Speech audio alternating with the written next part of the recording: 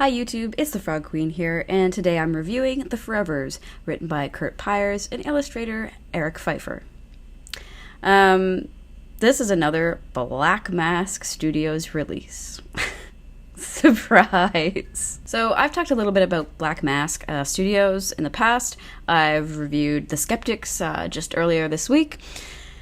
But I haven't really given you the whole rundown on the actual label. So Black Mask is a label that's still in its infancy in a way. It was established in 2012, and it's a collaborative between the great Steve Niles, whom you likely remember from 30 Days of Night, for instance, Brett Gurewitz, and Matt Pizzolo. So if you read my blog, then you know that I'm very partial to their titles. And a few of my favorites that they've released have been like The Descendants and especially last year's release, We Can Never Go Home. How do we know these people on The Forevers? So Eric Pfeiffer is pretty much a newcomer to the comic book industry. In fact, I actually had to write him personally to ask him, if he had any prior releases or worked in any comics in the past. And he actually has. I couldn't actually find that out online, but he did tell me that this is his second book, his second series. And his first one that he ever drew was Arcadia, which came out from Boom Studios, I believe, last year. So how do you know Curt Pires? Well, he's Canadian, first of all. Just thought I'd throw that out there as a Canadian. But he's been writing for a while. So he's written such titles as Pop, Theremin, Mayday, The Fiction, The Tomorrows. And that's kind of a pattern now. He's got this little pattern now with titles. So I've been a fan of Curt Pires for a while now, ever since I read Pop. So I've read everything except for Theremin. Theremin's the only series that he's written that I have not read. So it kind of clicked when I read Pop. I thought it was amazing. It was illustrated by the wonderful Jason Copeland, who's also Canadian. Just gonna get that in there. But Curt seems to be on a little bit of a roll here with his titles. We had The Fiction, then we had The Tomorrows, and now we have The Forevers. And you see what I'm getting at here is a little pattern he's got going. Although I did talk to Eric, who mentioned that Pires is also possibly creating a little universe, as some characters are being kind of mentioned in this series, The Forevers, that were actually in series from previous series stuff. So let's look at the artwork first. I'm not a huge fan of this sort of style. It's kind of like someone painting over photos, which you've seen in, say, Brian K. Vaughan's Ex Machina. There are a few artists who've pulled this off, this kind of computer-style painting. First one that comes to my mind is Fraser Irving, which you'll remember from Grant Morrison's Annihilator, that I believe that came out last year. It grew on me. He's really, really good. However, there are some really amazing settings panels in this comic book, which really helped to pull you into the world. And as I read on, the artwork began to actually grow on me. And I wasn't expecting that. Not from something that's so drastically different from what I normally am attracted to. And it isn't until about page 7 that I really found love for this art style. This panel right here. Anyway, so let's look at the plot. The Tomorrows, The Forevers, it's a story that centers on a bunch of unlikable assholes. At least that's the impression you get when you first start reading issue 1. That's not necessarily even a bad thing, but I gotta be honest and say right here that Pires didn't do a great job of making me give a rat's ass about any of these characters or the fates that they share.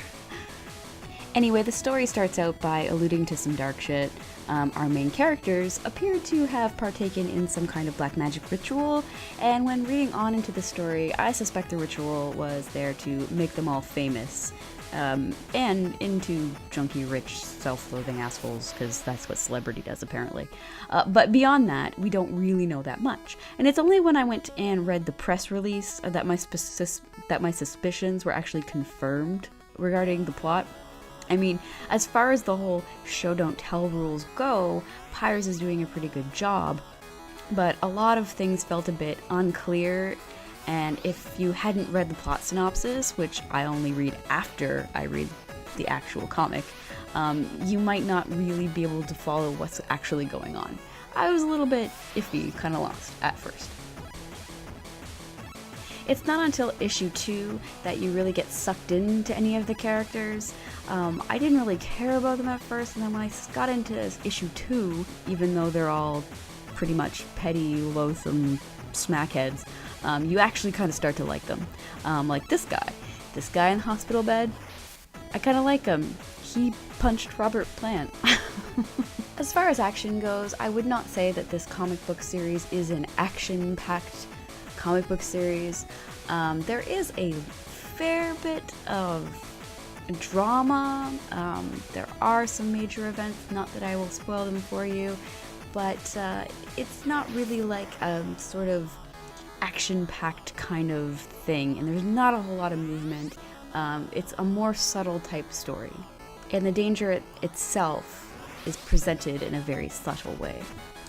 So as much as I really did just give this comic like a whole bunch of flack, and likely kind of pissed off Curt Pires, whom I actually like, I want you to know that I actually really do like this comic book, and I'm surprised that I did, considering the artwork is so far off from stuff that I normally would like pick up and read. And I do really like Curt Pires' stories. I wouldn't follow his career if I didn't like his work. So his stories are always engaging, and I really enjoyed, it's his more futuristic stuff. So although I wasn't thrilled at the artwork initially, it really did grow on me. I was completely sold on it after seeing that gorgeous cityscape. It's not very often that an artist is able to change my mind about them, just like that. And I do have pretty specific tastes art-wise. This couldn't be further from what normally attracts my attention, but it's clear that Eric is very, very talented. The further I got into the story, the more I could pick up on the overall tone that Eric was projecting, which was really consistent, and it's not easy for an artist to achieve that consistent tone from the beginning to the end. I'm really interested to see what issue 3 is going to look like. What's that, Treble?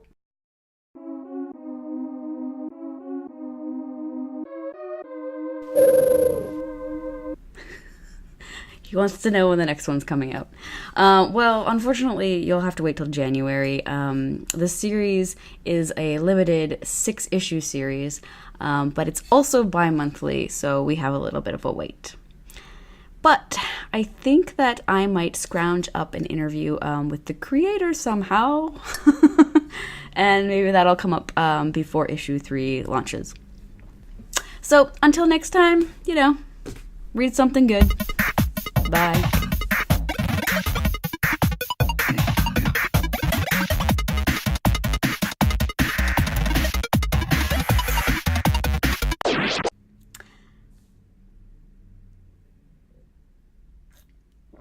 I really like this bug, but it's kind of hard to drink out of because it has this ridge.